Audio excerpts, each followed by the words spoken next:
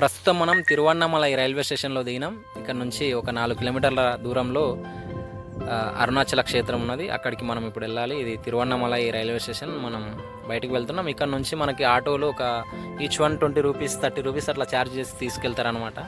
అక్కడికి వెళ్ళిన తర్వాత మనకు రూమ్స్ 100 రూపీస్ నుంచి మనకి అంటే అక్కడ మనకు రూమ్స్ అవైలబుల్ ఉంటాయి. 500, 1000 అంటే మనం ఇంక ఎట్లా స్పెండ్ చేయాలనుకుంటే అట్లా రూమ్స్ ఉంటాయి.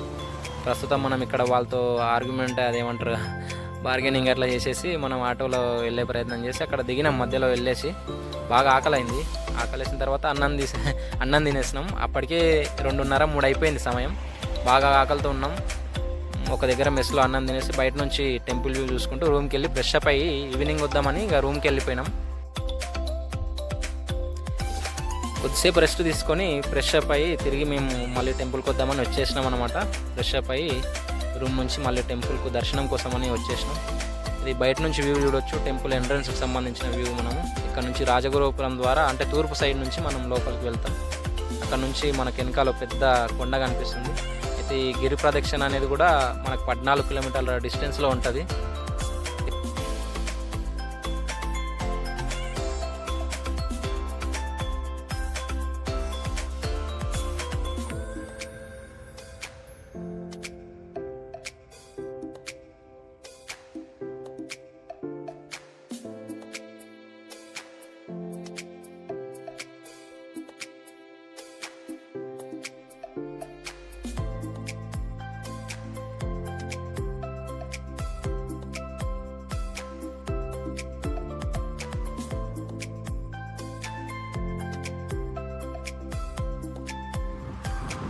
ఈ దేవాలయం లోపల మనం ప్రధానంగా చూడవచ్చు. ఇక్కడ ఆర్కిటెక్చర్ మొత్తం ఇది చోళుల శైలి అనమాట. దాదాపుగా 9వ శతాబ్దం క్రీస్తు శకం 9వ శతాబ్దం ఆ ప్రాంతంలో నిర్మాణమైనటువంటి దేవాలయంలో అప్పటి చోళులు అంటే దాదాపుగా పూర్తిగా తమిళ శైలిలో మాత్రమే ఈ దేవాలయం నిర్మాణమైంది. ఇక్కడ ఉన్న ప్రత్యేకతనే అది.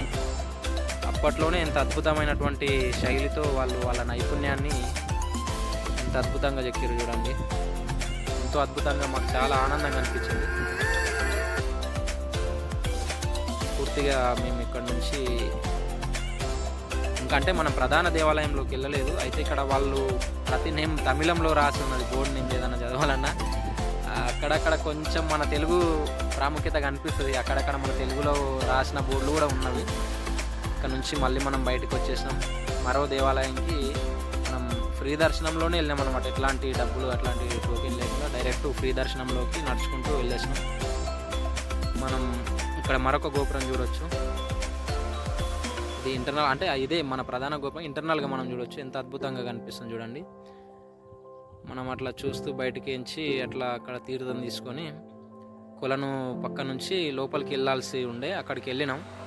ఇక్కడ కొలను మనం గుండం అంటాం కదా, ఇక్కడ ఉందన్నమాట. అక్కడ నుంచి మళ్ళీ మరొక గోపురం సైడ్ నుంచి లోపలికి ఎంటర్ అయినాం. ఇక్కడ పబ్లిక్ చాలామంది ఉండ్రి. దాదాపుగా మాకు ఒక నైట్ టైం లేట్ అవుతుందేమో అనుకున్నాం. కొంచెం ఆతృతగానే వెళ్ళినాం. రన్నింగ్లో కూడా స్పీడ్కి వెళ్ళిపోయి అక్కడ లైన్లో ఉండిపోయినాం. ఏ సమయమైనా సరే ఈరోజు దర్శనం అయిపోతే రేపు గిరి ప్రదక్షిణ చేసుకోవాలనే ఆలోచనతో ఫ్రెండ్స్ అందరూ వెళ్ళినాం.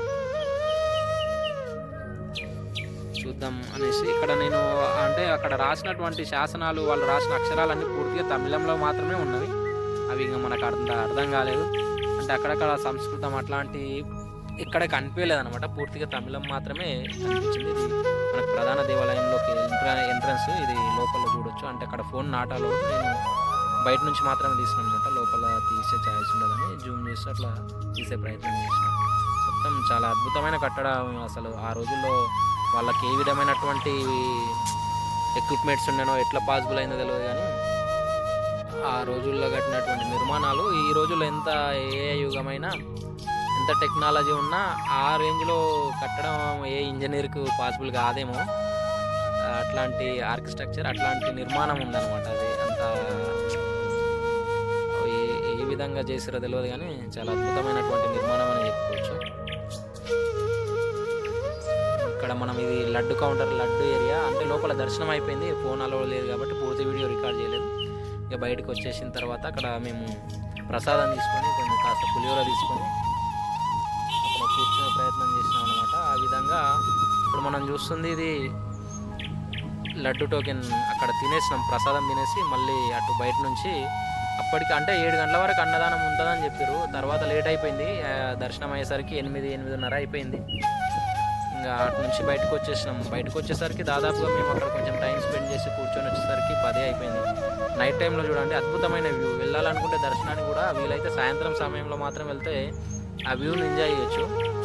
లోపల నుంచి ఆ గోపురాలకు ఉన్నటువంటి లైటింగ్స్ చాలా బాగా అనిపించింది. చాలా తూర్పున ఉన్నటువంటి ప్రధాన గోపురం శ్రీకృష్ణ దేవరాయలు ఇక్కడికి సందర్శనార్థం వచ్చినప్పుడు వారి కాలంలో ఇక్కడ ప్రారంభమైంది అని ఇక్కడ చరిత్ర ద్వారా తెలుస్తుంది. మనం చూడొచ్చు ప్రధాన గోపురం రాత్రి సమయంలో దీపాలతో వెలిగిపోతుంది. టెంపుల్ దర్శనానికి రావాలనుకున్నప్పుడు నా సజెషన్ అయితే రాత్రి సమయంలో అద్భుతంగా ఉంటుంది ఈ వ్యూ.